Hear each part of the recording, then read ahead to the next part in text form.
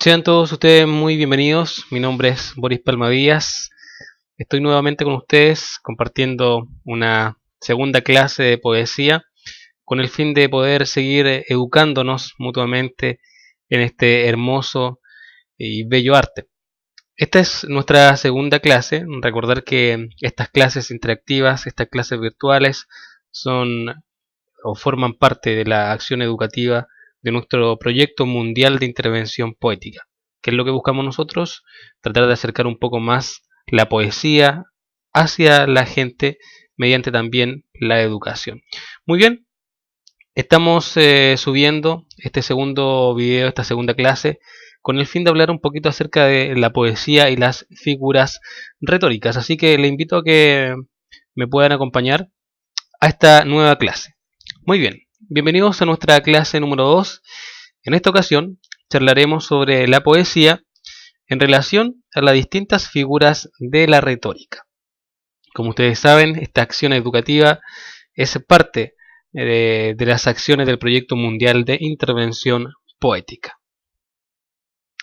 Bien, antes de entrar de lleno a nuestra clase número 2, antes de hablar sobre la poesía y las figuras o herramientas de la retórica, sería muy prudente que recordáramos un poco algo acerca de la clase número 1, que va a servir como fundamento para introducirnos más de lleno a la clase número 2. Bien, recordando la clase número 1. Bueno, en la clase número 1 vimos que poesía se deriva de términos griegos relacionados a la creación o al crear. O sea que poesía es sinónimo de creación o está muy ligado al acto creativo.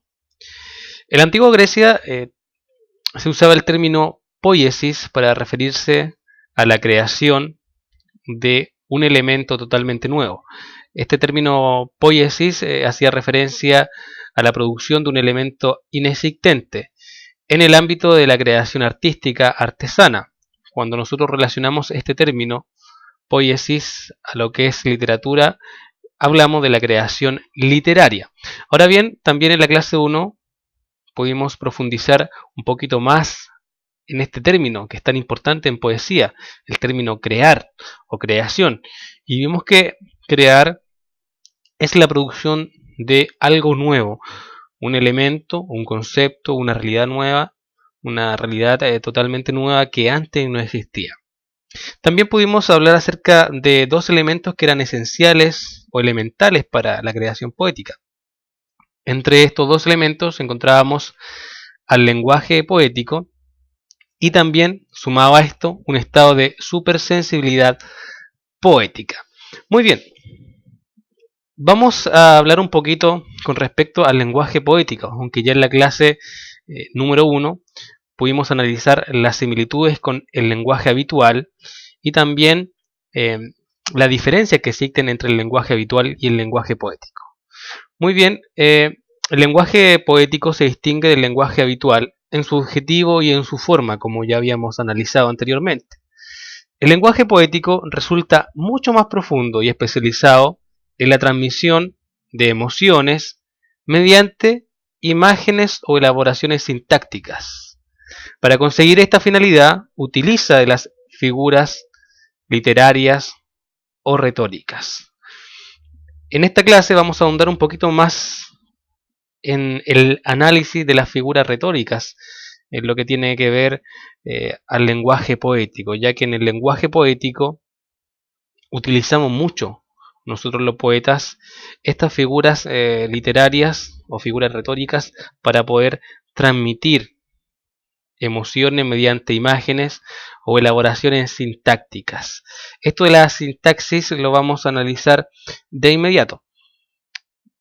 Pero primero es necesario saber qué son las figuras retóricas.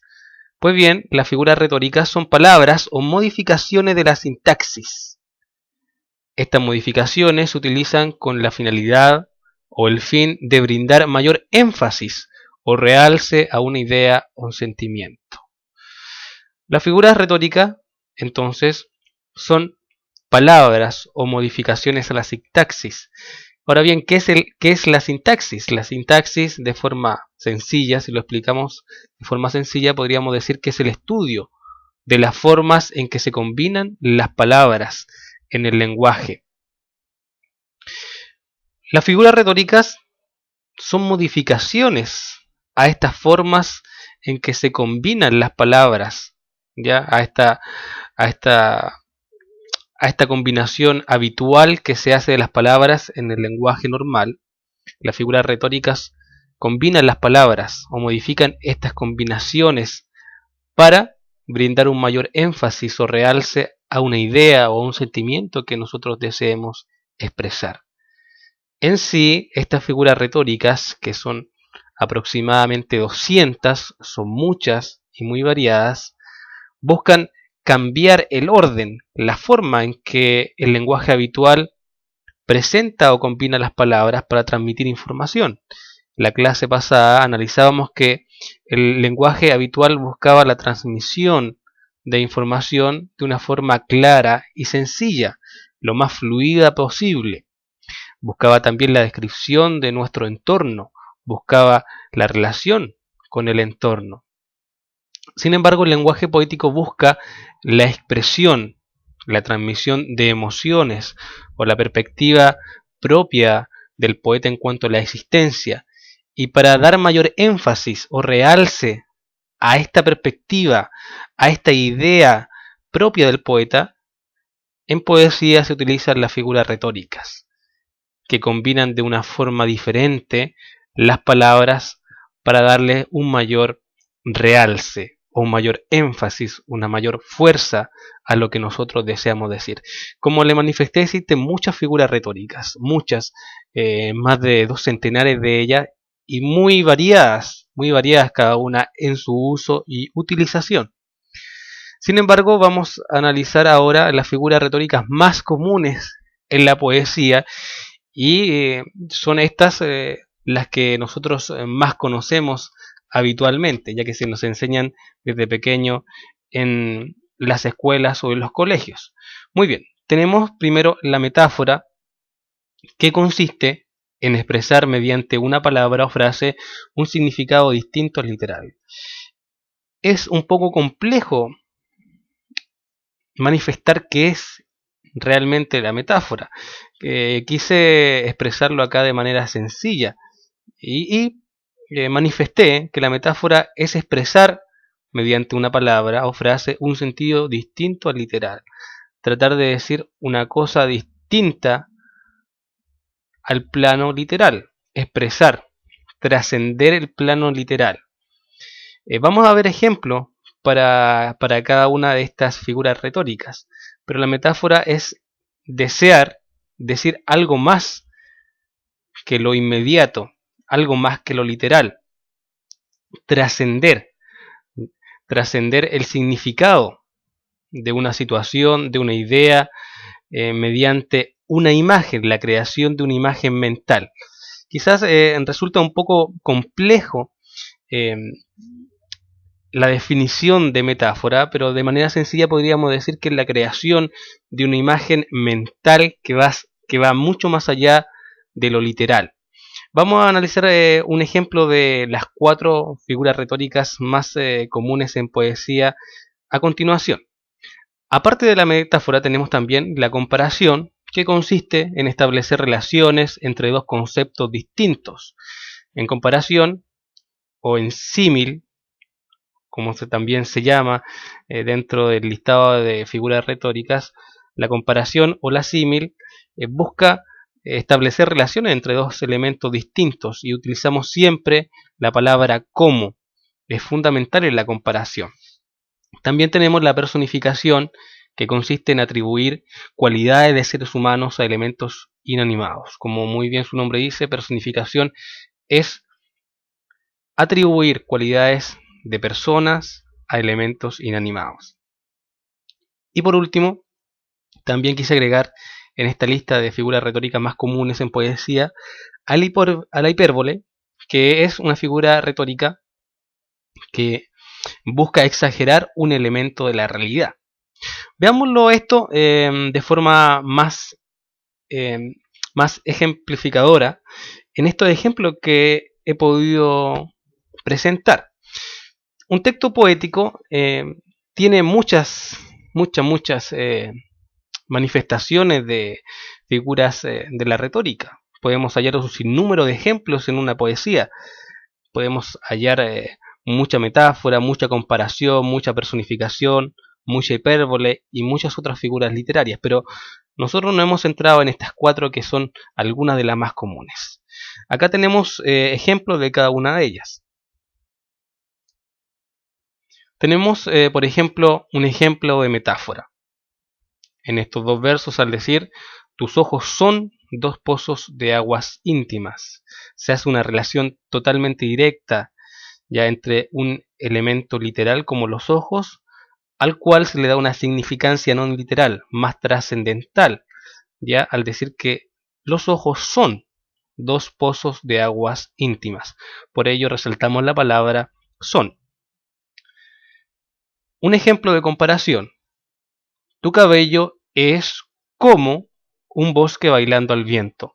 Resaltamos la palabra como, ya que es la palabra puente entre un elemento y otro elemento. La comparación hacemos o buscamos las similitudes entre dos elementos diferentes. En este caso, el cabello con un bosque bailando al viento.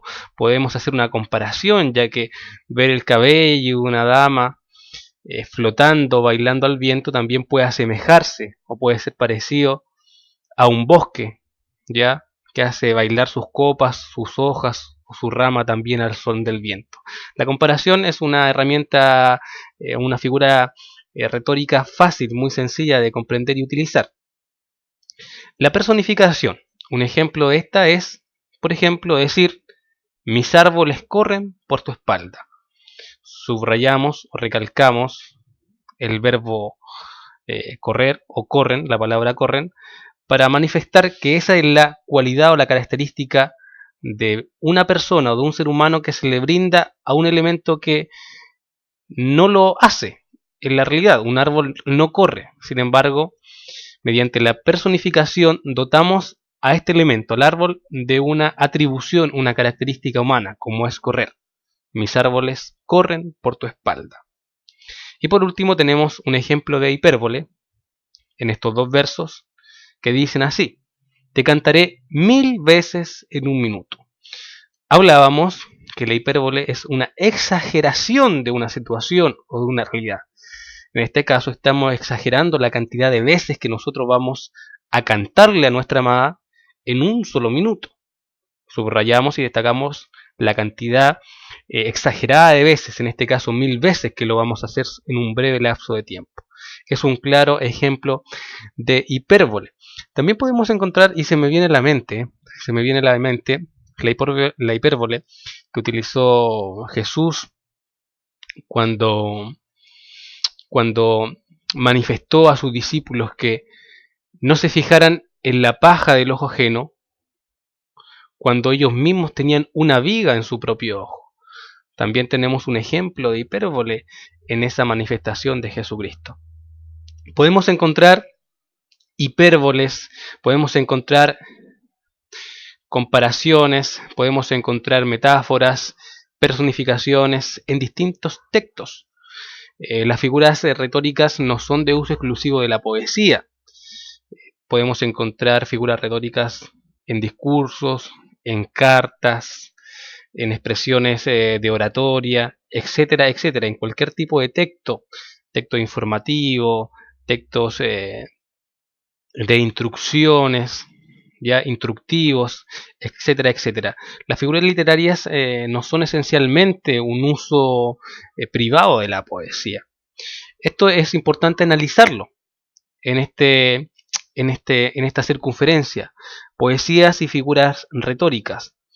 En poesía, las figuras retóricas o literarias se manifiestan de forma totalmente espontánea y natural. Por otra parte, esta natural expresión no es producto de una labor azarosa, sino más bien de un trabajo inteligente y coordinado. Cuando se manifiestan las figuras retóricas en la poesía, esto no es un producto no es un producto de un trabajo azaroso, aunque se manifiestan de manera espontánea y natural. ¿Qué queremos decir con esto? Que al momento de escribir, el poeta no debe, no debe planificar sus versos de forma tal que en los siguientes versos vaya una metáfora, vaya una hipérbole o cualquier otra herramienta o figura retórica. No debe ser planificado el uso de las figuras retóricas en la poesía, porque todo lo planificado se transforma en un trabajo mecanizado. Más bien, la expresión de la figura retórica debe manifestarse de forma espontánea y natural, incentivadas por la inspiración del poeta. Ahora bien, esta espontaneidad y esta naturalidad con que se presentan las figuras retóricas en la poesía no debe ser expresión de un trabajo azaroso, poco inteligente, sino más bien que la puesta o la manifestación de estas figuras en la poesía también debe ser producto de un trabajo inteligente y coordinado, ¿ya? Que no es lo mismo que un trabajo mecanizado. Debemos ser inteligentes al escribir, pero no mecánicos al escribir, que es muy distinto.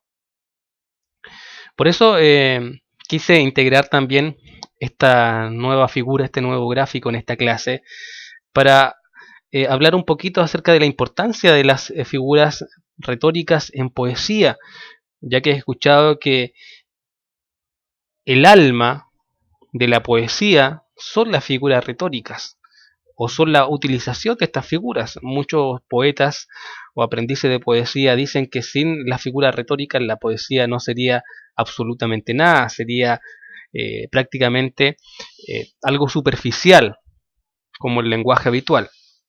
Sin embargo, tenemos que analizar esto un poquito más a fondo. Las figuras retóricas no representan la verdadera esencia poética. El sentido de la poesía resulta ser mucho más profundo. Es la punta o la cima del iceberg, es lo que se ve, ¿ya? O lo que se escucha. Las figuras retóricas representan el medio de manifestación de un sentido mucho más profundo. Son los puentes entre la esencia poética y el encanto, la persuasión y la impresión del que nos escucha, del que nos lee o del que recibe nuestra palabra poética. Sí, las figuras retóricas no son nada más que el medio mediante el cual se manifiestan o se expresa nuestro sentido poético, el sentido esencial de la poesía, que es un sentido mucho más profundo y es un sentido anterior a la producción o al uso de las figuras retóricas. Las figuras retóricas son los puentes entre esta esencia poética que está antes de la utilización de las figuras retóricas, son el puente entre esta esencia y el encanto, la persuasión y la impresión de quien nos escucha. Por ende, las figuras retóricas no representan más que medios mediante los cuales la esencia poética se expresa y se exterioriza. Por ende, representan la cima de todo el trabajo poético, de toda la labor creativa en poesía. Pero bajo esta cima, donde se manifiestan las figuras de la retórica, existe un trabajo mucho más profundo y existen fundamentos mucho más profundos.